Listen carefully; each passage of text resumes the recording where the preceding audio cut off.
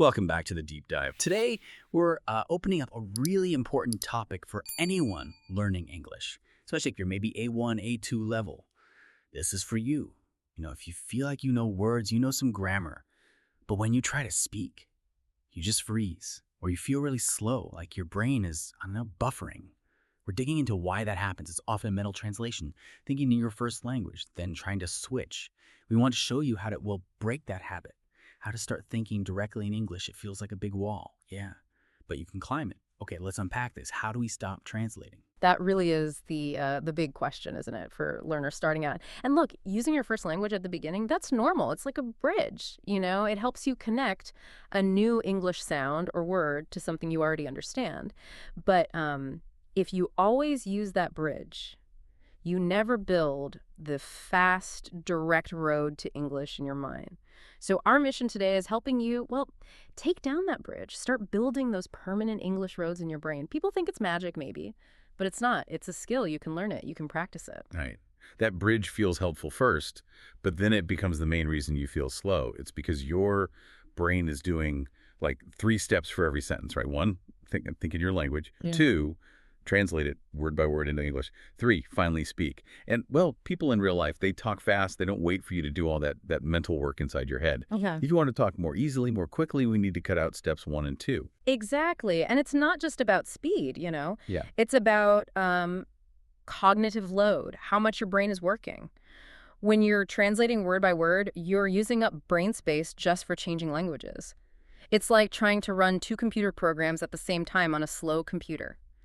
Imagine your working memory is a small desk. If it's covered in translation papers, there's no space left to think about the meaning or the feeling you want to share. That's why it feels stressful and why sometimes the translation just doesn't work. It sounds strange. Oh, I know that feeling. Trying to translate word for word and it comes out wrong. Like maybe your language puts the describing word after the thing, like car blue. Okay. But in English, it's blue car if you translate directly. It sounds odd. Or the grammar is just wrong. Yeah, but what's fascinating here is how often structure causes problems. Word order is a big one. Adjectives are just one example. The goal is to train your brain to just think the English way, automatically. We want that direct English thought, faster, more natural. Okay, so automation. Direct English thinking. How do we actually start building that? We've looked at some really practical techniques for A1, A2 learners, things you can do every day. We've sort of grouped them into 5 main tips. Let's start with the first couple. These are about creating like an internal English voice inside your head. Tip 1, describe what you see. This is super simple, no pressure. Just look around you and in your head, say what you see in English. Use really simple sentences like, if you're walking outside, think, I am walking, I see a tree, the sky is blue. Sure. Or in the kitchen, I am making coffee, I open the fridge, I see milk. So really simple, like how a child learns. Yeah. Big tree, cold weather. Exactly. Keep it basic. Present tense is good. And if you don't know a word, like you see something and think, what's that? Make a note, maybe on your phone, look it up later. Then try to use it tomorrow. Your brain will start to remember. Okay, that makes sense. Just noticing and naming. What's tip 2? Tip 2, think about your plans, still inside your head. Talk about your day. In the morning, maybe when you're brushing your teeth. Think simple plans. Today I go to work, I will study English, I need bread. And in the evening, think back, simple sentences again. I went to the shop today, I cooked a pasta, I watched TV. It's just about getting English into your thoughts regularly. Okay, so internal monologue, describing and planning. What's next? Tip 3, use visual thinking. This one feels really powerful. No translation allowed here. When you see something on your phone, a spoon, a book, you must immediately think the English word. Don't think the word in your language first. And definitely don't ask, how do you say L1 word in English? Just see the object. Boom, English word. Phone, spoon, book. It trains your brain to connect the picture directly to the English sound. Yeah, digging deeper, that's the key, a direct connection.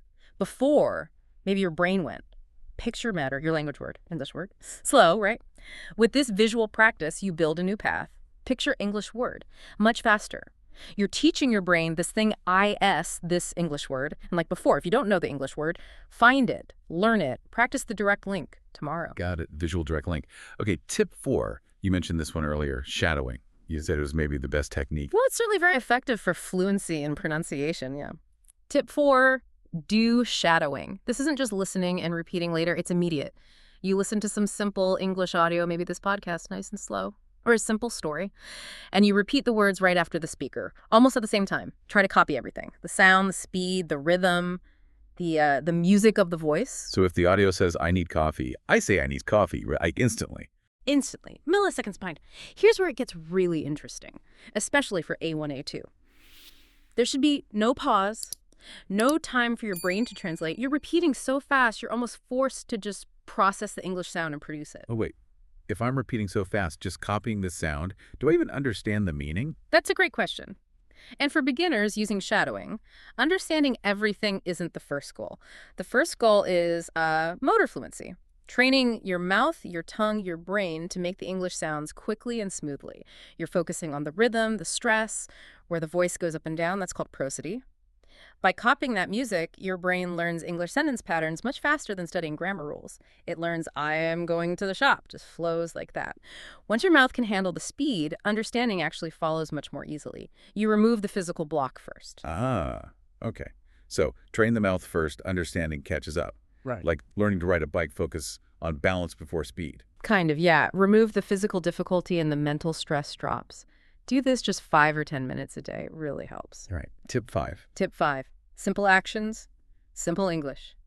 Use English for the easy things you are doing right now. Very short sentences. Like tip 1. Maybe say it quietly or just think it strongly.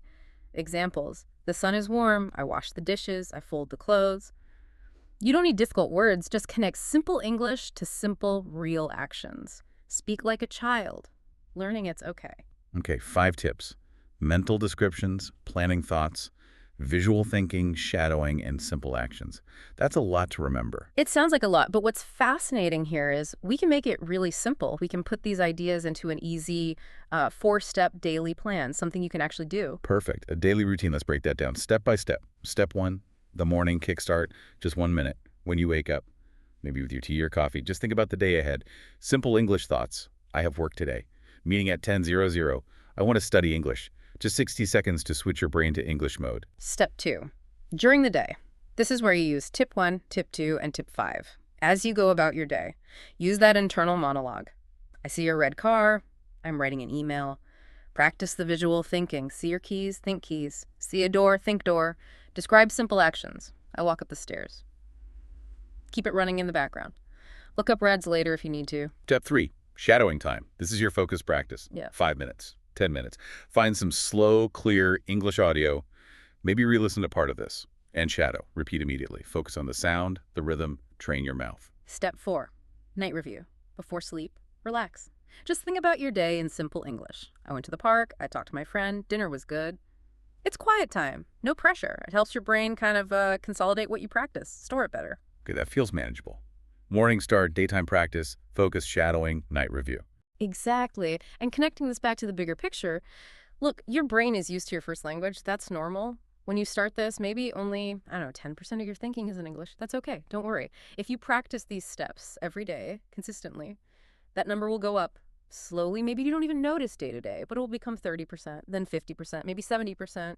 It takes time, but it will happen if you keep doing it. And the reward, that moment when you realize, wow, you just understood something, thought about it, and maybe even replied all in English without thinking about translating. It just happened. That's an amazing feeling. So the final advice, be patient, really. Be kind to yourself, too. Making mistakes is normal. It's how you learn, actually.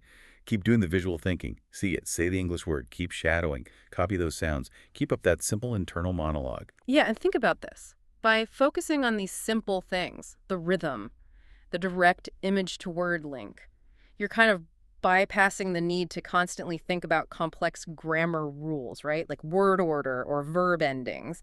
Your brain starts to absorb the patterns automatically through listening and repeating. That's a great point. So think about that. By doing these simple daily practices, focusing on sound and direct thought, Yeah. what complex English structures are you actually teaching your brain to handle automatically without even realizing you're learning them? Keep practicing. Keep believing you can do it. Build that English brain step by step. You really can think in English. Practice every day. Great job listening today. Keep it up. See you next time. Bye.